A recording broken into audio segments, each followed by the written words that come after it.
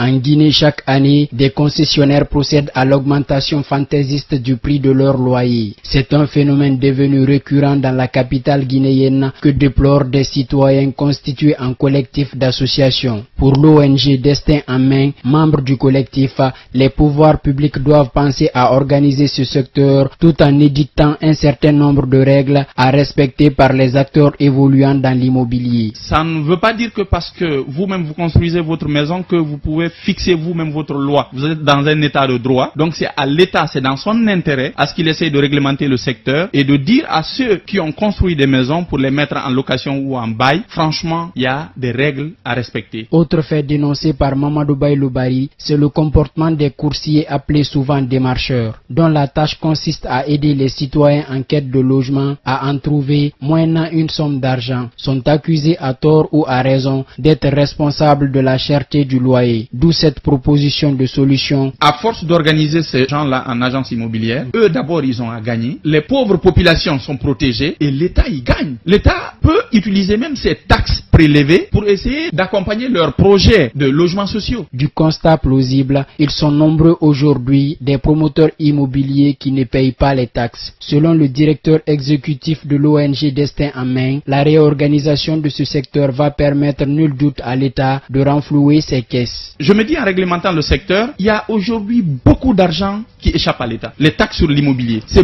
c'est énormément d'argent qui échappe à l'État. Pour pallier à ce problème de loyer, une proposition de loi a été portée par 3 députés qui auront la charge de soumettre à l'ensemble des élus du peuple pour amendement et adoption à l'Assemblée nationale. Et cela à partir de la session qui s'ouvre en ce mois d'avril 2017.